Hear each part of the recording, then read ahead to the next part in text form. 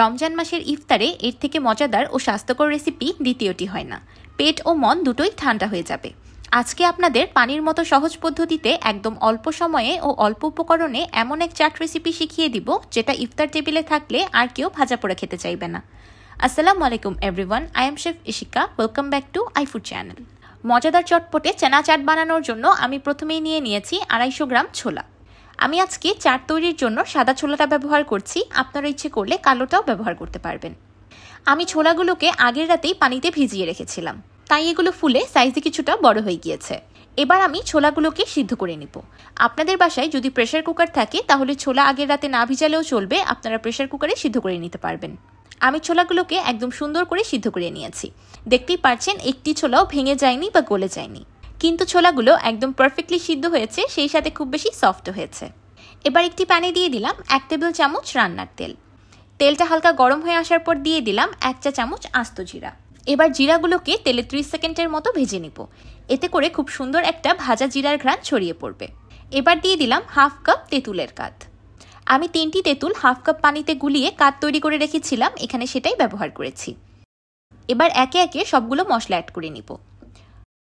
প্রথমেই দিয়ে দিলাম 1/2 চা চামচ বা স্বাদ মতো লবণ, 1/2 চা চামচ লাল মরিচের গুঁড়া, 1/2 চা চামচ বিট লবণ, 1/2 চা চামচ আদার গুঁড়া, 1/2 চা চামচ ভাজা জিরার গুঁড়া, 1/2 চা চামচ চাট মশলা আর 1 টেবিল চামচ চিনি। এবার সবকিছু একসাথে খুব ভালোভাবে মিশিয়ে নিব। আপনারা এখানে চিনির পরিবর্তে অল্প একটু গুঁড়ো ব্যবহার করতে পারবেন। এবার মশলাগুলোকে 2 মিনিটের মতো রান্না করে নিব। এই সময় তেঁতুলের চাটনির পানিটাও শুকিয়ে গিয়ে হালকা ঘন হয়ে আসবে। এবার দিয়ে দিলাম আগে থেকে সিদ্ধ করে রাখা ছোলা। আজকে আমি আপনাদের একদম সহজ পদ্ধতিতে এই চানা চাট তৈরি করে দেখাচ্ছি। আমার এই রেসিপিটি হুবহু ফলো করলে আপনাদের এই চানা চাটের জন্য আলাদা করে কোনো তেঁতুলের চাটনি বা গ্রিন চাটনি তৈরি করতে হবে না। এবার চুলার মিডিয়াম টু লো হিটে এই ছোলাগুলোকে মশলার সাথে ঢেকে রান্না হতে রেখে দিব 2 মিনিটের মতো। এই 2 মিনিটে পানিটাও সম্পূর্ণ শুকিয়ে যাবে আর মশলাগুলো একদম ছোলার ভিতরে ইনফিউজ হয়ে যাবে। দেখতেই পাচ্ছেন ছোলাগুলো মশলায় একদম কোট হয়ে গিয়েছে আর অলরেডি দেখতে কতটা বেশি লোভনীয় লাগছে। এবার আমি এটাকে চুলা থেকে নামিয়ে সাইডে রেখে দিচ্ছি। চাটের উপর মুচমুচে পাপড়ি থাকলে খেতে কার না ভালো লাগে, কিন্তু পাপড়িটা বাসায় তৈরি করাই কষ্টকর। সেই জন্য আজকে আমি আপনাদেরকে একটি সহজ পদ্ধতি শিখিয়ে দিচ্ছি। চাটের ক্রিস্পি পাপড়ি তৈরি করার জন্য আমি নিয়েছি 3টি ফিলো পেস্ট্রি শিট। এবার আমি এই শিট 3টিকে ছোট ছোট করে কেটে নিব। আপনারা ইচ্ছে করলে এই স্টেপটাকে স্কিপও করতে পারেন, কিন্তু চাটের সাথে কিন্তু ক্রিস্পি পাপড়ি থাকলে খেতে খুব বেশি ভালো লাগে। আবার আপনারা ইচ্ছে করলে প্যাকেটের রেডিমেড ফুচকা কিনে এনে সেগুলোকে ভেজেও পাপড়ি হিসাবে ব্যবহার করতে পারবেন। আবার চাটে ক্রিস্পিনেসের জন্য এখানে ঝুরি ভাজা ব্যবহার করা যেতে পারে। আমি ফিলো পেস্ট্রি শিটগুলোকে একদম সমান সমান করে ছোট ছোট করে কেটে নিয়েছি দেখার সুবিধার্থে।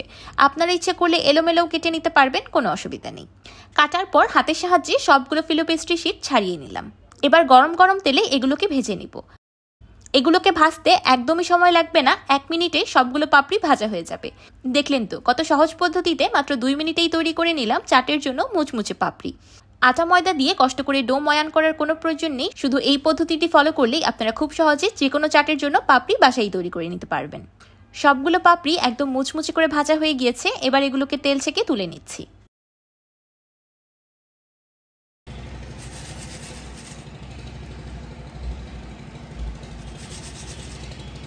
যেহেতু চেনা চাট বানাচ্ছি দই তো লাগবেই, সেই জন্য নিয়েছি 500 গ্রাম টক দই। এবার দইয়ে দিয়ে দিলাম 1 টেবিল চামচ চিনি। এবার কাঁটা চামচের সাহায্যে দইটাকে খুব ভালোভাবে ফেটিয়ে ফ্লাফি করে নেব। ইফতার টেবিলে যদি আপনারা দই দিয়ে তৈরি কোনো আইটেম রাখেন তাহলে কিন্তু সেটা শরীরের জন্য খুব বেশি ভালো। সারাদিন রোজা রাখার পর খাবার হজম করতে খুবই উপকারী, সেই সাথে পেটও ঠান্ডা রাখে।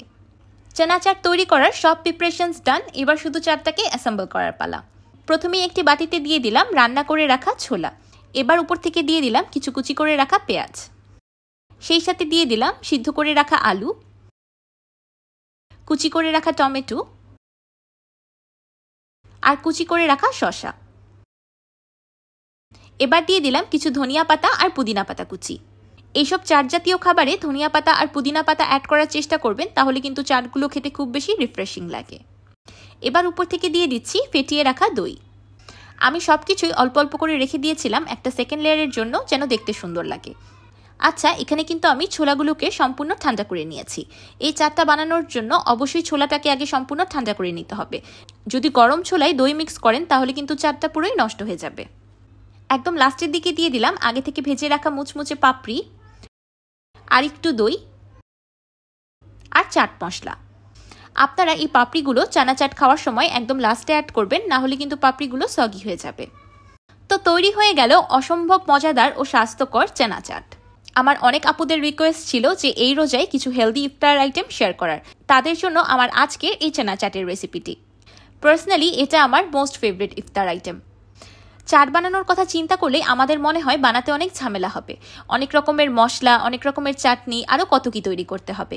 কিন্তু এই চাটটা তৈরি করতে কিন্তু তেমন কোনো ঝামেলাই করতে হয় না। যারা ইফতারে ভাজাপোড়া খেতে পছন্দ করেন না বা কয়েকদিন ভাজাপোড়া খাওয়ার পর আর খেতে ইচ্ছে করে না, তারা কিন্তু অবশ্যই একবার এই চাটটা ট্রাই করবেন। এমন এক বাটি চাট যদি ইফতার টেবিলে থাকে তাহলে আর কিচ্ছু লাগবে না, শুধু এটা দিয়ে ইফতারি শেষ করে নেওয়া যাবে। আর এটা খাওয়ার পরেও আপনার একদমই হেভি লাগবে না। এই চানা চাট যদি আপনারা একবার বানিয়ে খান তাহলে ইফতার কেন, আমার তো মনে হয় আপনারা মাঝে মাঝেই বানিয়ে খাবেন, এটা খেতে এতটা বেশি মজাদার। আমার আজকের এই মজাদার চটপটে চানা চাট রেসিপিটি আপনাদের কাছে কেমন লাগলো আমাকে অবশ্যই কমেন্ট করে জানাবেন। ভিডিওটি ভালো লাগলে একটি লাইক দিবেন আর আমার চ্যানেল সাবস্ক্রাইব করে আমার চ্যানেলের পাশেই থাকবেন। আল্লাহ হাফেজ।